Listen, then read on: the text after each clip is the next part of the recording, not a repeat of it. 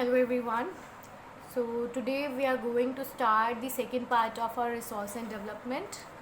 Okay. So let's before beginning our today's class, let's make a quick revision of the previous class. Okay. So हमने previous classes में what we have gone through was the definition of resources. We have also seen the importance and characteristics of resources.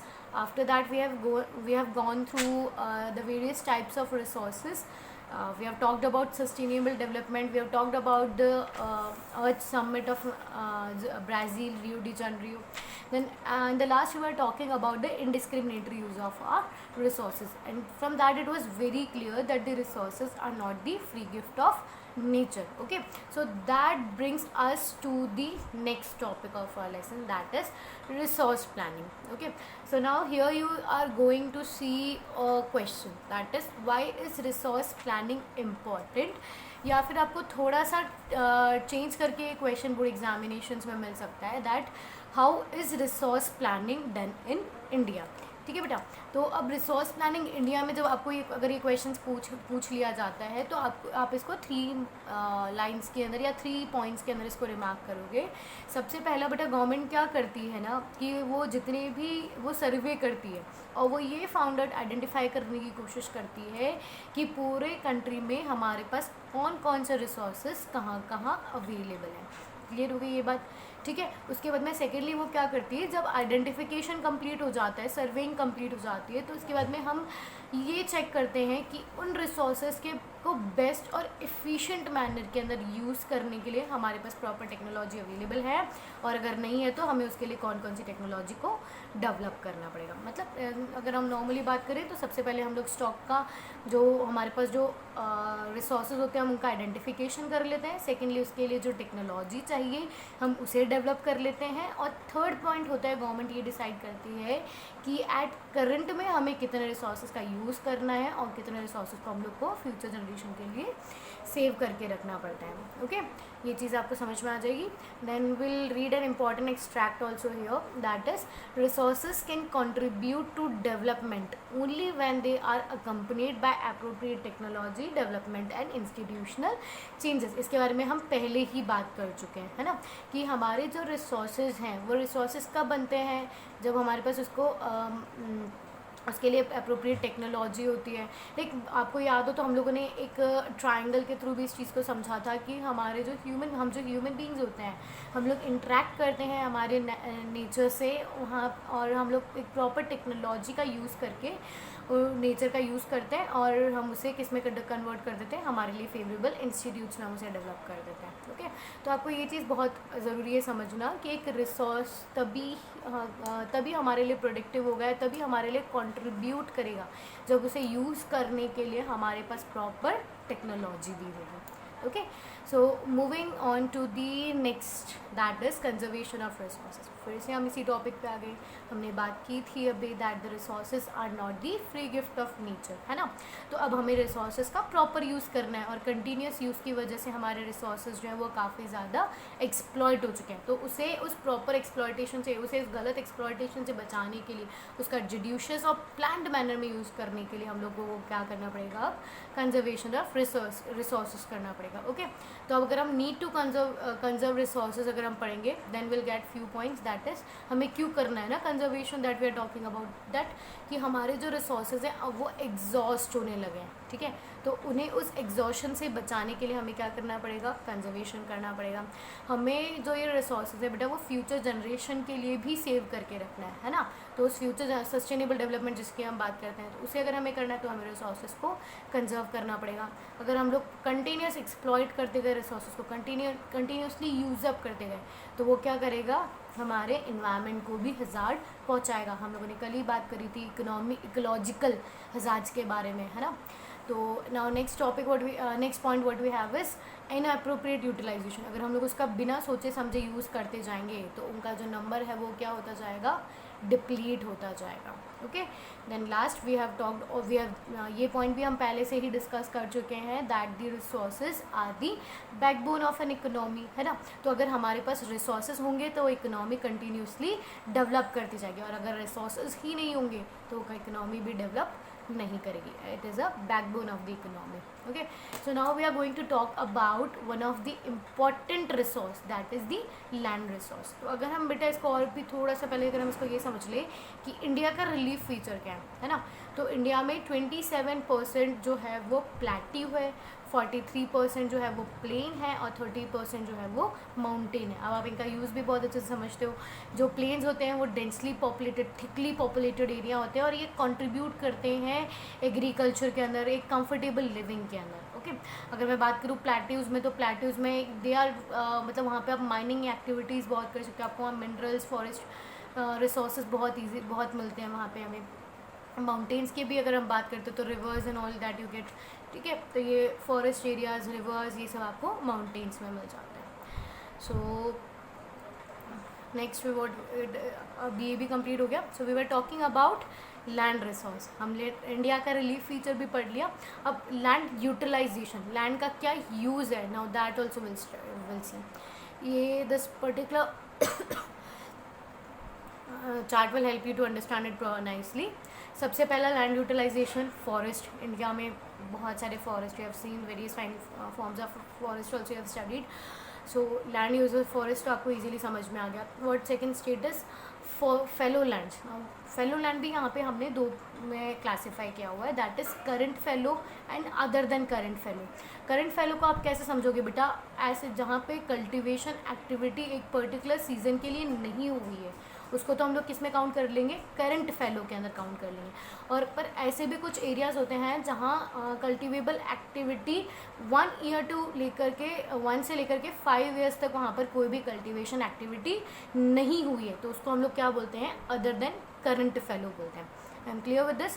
Land uses के अंदर हमने first पढ़ा forest, उसके अंदर हम लोगों ने सेकंड पढ़ा फेलो लैंड. फेलो लैंड के अंदर कुछ ऐसे एरियाज होते हैं जहाँ पर केवल एक पर्टिकुलर सीजन के लिए कल्टिवेशन एक्टिविटी नहीं हुई है. ना कुछ ऐसे एरियाज होते हैं, कुछ ऐसे ग्राउंड्स होते हैं जहाँ पे कल्टिवेशन एक्टिविटी 1 to 5 ईयर्स के समवट किसी रीज़न से 1 to 5 ईयर्स वहाँ पर कोई भी एग्रीकल्चरल एक्टिविटी नहीं होती है. यहाँ तक समझ चुके हो आप लोग.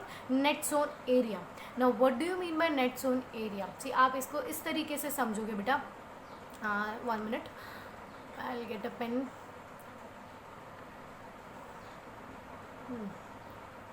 So for example, this is a farm what we have. Okay, this is a farm.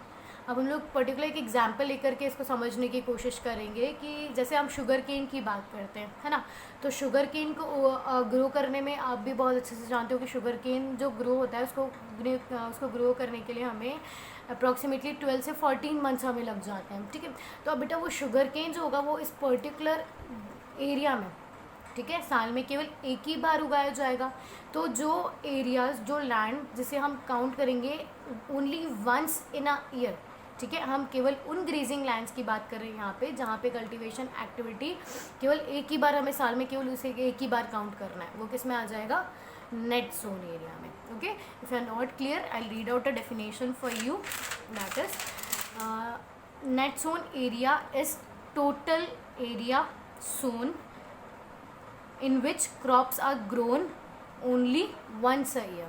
In which crops are grown only once a year. I am clear with this? Okay.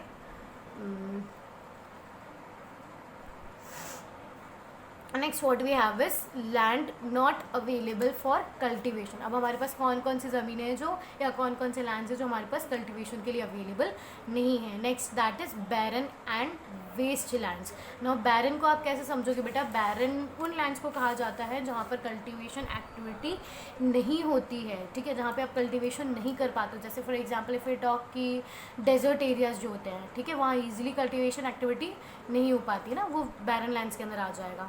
अगर मैं बात करूँ वेस्ट लैंड्स की, तो waste lands वो areas होते हैं जहाँ पर 5 ईयर्स के लिए कोई भी कल्टिवेशन एक्टिविटी नहीं हुई है. See there is a difference between fallow land and waste land. Okay, fallow land के अंदर कल्टिवेशन एक्टिविटी ओनली एक पर्टिकुलर सीजन या एक पर्टिकुलर ईयर के लिए नहीं हुई है, जबकि वेस्ट लैंड के अंदर वो पर्टिकुलर कल्टिवेशन एक्टिविटी 5 ईयर्स के लिए वहाँ पर नहीं हुई है. Land put to non agriculture use, जैसे हमारी स्कूल्स, हमारे मॉल्स, शॉपिंग मॉल्स, हमारे घर जिस लैंड पे कंस्ट्रक्ट हो जाते जाते हैं, रोड्स जहाँ पे कंस्ट्रक्ट हो गए, रेलवे लाइन जहाँ पर स्टेबलाइज हो गई, तो वो that land will become what land put to non-agricultural use. Fine, you are clear with this. Now last one what we have is other cultivation, other uncultivated land. Okay, that will see wasteland which can be cultivated, पर जो cultivate की जा सकती थी पर वो किसी भी रीज़न से कोई भी reason that we can understand, वहाँ पर कोई भी कल्चरेबल एक्टिविटी नहीं हुई है फॉर नियरली 5 years, वहाँ पर कोई भी नहीं है. Land under miscellaneous trees crops groves not included in net sown area. यहाँ जनरली हम लोग मिसलेनियस उनको बोलते हैं, रबर हो गया, टबैको हो गया, ये सारे क्रॉप्स जो है वो मिसलेनियस के अंदर आ जाते हैं. Now next what we have is permanent pastures and grazing lands. यहाँ पे कोई भी कल्टिवेशन एक्टिविटी नहीं है. Okay, so this is clear. So these are the points that also will help you. जो हमने अभी फ्लो चार्ट पढ़ा है वो उन्हीं को, इसी पॉइंट्स को मैंने और ज़्यादा डिटेल में लिखा है. So if you will read out you will have a very nice clearation of this. So हमने बेटा एक नेट जोन एरिया की भी बात करी थी. Now we are also going to talk about gross cropped area. Now you need to understand gross cropped area. Area sown more than once in a year. ठीक है, इसे बोला जाता है ग्रॉस क्रॉप्ड एरिया. हमने बात की थी नेट सोन एरिया, जहाँ साल में केवल एक बार कल्टीवेशन होता है, उन्हें हम लोग नेट सोन एरिया कह देते हैं. पर जहाँ पे साल में मल्टीपल टाइम्स क्रॉपिंग होती है उसे हम लोग क्या बोल देते हैं, gross cropped area. Okay, clear with this. So अगर मैं बात करूँ आपको लैंड यूटिलाइजेशन के अंदर, आपको लैंड यूज़ के अंदर फेलो लैंड और वेस्ट लैंड के बीच में आपको समझ में आता है fellow land is uncultivated for 1 year. Okay, for 1 season. और जबकि वेस्ट लैंड जो होती है वो अनकल्टिवेटेड रहती है for nearly 5 years. Net sown area की अगर मैं बात करूँ तो वहाँ कल्टिवेशन या वहाँ सोइंग जो होती है वो केवल ईयर में एक ही बार होती है, उसे हम एक ही बार काउंट करते हैं. जबकि ग्रॉस क्रॉप्ड एरिया जो होता है वहाँ पर मल्टीपल टाइम्स क्रॉपिंग होती है इन द ईयर. ओके, ना अब अगर कंटिन्यूस यूज़ के साथ में हम लोग अब लैंड भी जो है वो डिग्रेड कर जाती है. ना what do you mean by land degradation? See, land degradation means decreasing of the quality of land. हमारी जो लैंड है उसकी क्वालिटी डिक्रीज हो जाती है. अब ये किसी भी रीज़न से हो सकती है, ह्यूमन रीज़न से भी हो सकती है और नेचुरल कॉजेज से भी हो सकती है. Okay, now will have a look about the natural causes and the human causes, that is by various agents such as wind, water, flood हो गया, है ना. तो इनकी वजह से ये नेचुरल कॉजेज हो गए of land degradation. Human causes is mining and industry, over grazing, deforestation, careless management of forest. We are clear with this. So अभी सी कंजर्वेशन हमारे पर, हम लोगों ने लैंड के बारे में, land is a very important resource, ये स्टार्टिंग ही की थी अभी हमने आज की क्लास की. तो इसको हम लोगों ने देख लिया कि लैंड डिग्रेडेशन हो रहा है, लैंड की जो क्वालिटी है वो ख़राब होती जा रही है. तो अब इसका सोल्यूशन कैसे होगा? हम लोग क्या कर देंगे, फॉरेस्टेशन कर लेंगे, मैनेजमेंट ऑफ ग्रेजिंग, जहाँ पे ओवर ग्रेजिंग हो रही है उसके कंट्रोल करने की कोशिश करेंगे. Management of waste land, waste land के बारे में हमने बात की थी ना, जहाँ पे कोई भी कल्टीवेशन एक्टिविटी 5 years के लिए नहीं होती है, तो हम उन एरियाज़ को भी चेकआउट करेंगे. Then next what we have is control over mining activities. आपको पता है माइनिंग से डिगिंग ऑफ अर्थ की डिगिंग होती है, तो वहाँ से बहुत ज़्यादा लैंड सॉइल जो है वो डिस्टर्ब हो जाता है. Proper discharge and disposal of industrial effluents after treatment. हम जितना भी एक्सपोज होता है, जितना भी डिस्पोजल जो निकल रहा है इंडस्ट्री से, हम पहले उसे ट्रीट करेंगे, उसके बाद में उसे कहीं पर भी डिस्पोज करेंगे. Stabilization of sand dunes by growing thorny bushes. Clear with the point of land conservation also. So this is again the chart of that thing only, कि हम लोग किस तरीके से लैंड का what we have written in the points, that is again written here. Proper management of grazing, stabilization of sand dunes by growing thorny bushes, proper management of wastelands, control over mining activities, proper discharge and disposal of industrial effluents after treatment, and afforestation. I think so I'm clear with the points. Okay, now we have time to revise. So we'll start with the starting of the lesson. We have seen first the definition of resources. Clear with the definition of resources. उसके बाद में हमने importance और characteristics की बात की थी. फिर हम लोगों ने वेरियस टाइप्स ऑफ रिसोर्सेज पढ़े थे, on the basis of development, on the basis of ownership, on the basis of on the basis of what I also forgot, on the basis of origin, on the basis of exhaustibility, we have seen this, right? So उसके बाद में हम लोगों ने sustainable development की बात करी, इनडिस्क्रिमिनेटरी use की बात करी, फिर हम लोग रिसोर्स प्लानिंग के ऊपर आ गए कि why there was a need of resource planning. फिर हम लोगों ने लैंड रिसोर्स की बात करी, इंडियन रिलीफ के बारे में बात किया. देन वी हैव कवर्ड कि resource planning, how resource planning is done in India, land का यूज़ किस तरीके हम लोग किस तरीके से लैंड का यूज़ कर रहे हैं. हमने बात किया था ना that land has an alternative use, तो लैंड किस तरीके से हम उसका यूज़ ले रहे हैं. After that we have talked about land degradation, and then we saw the points how to make a solution of land degradation. Okay, so thank you everyone.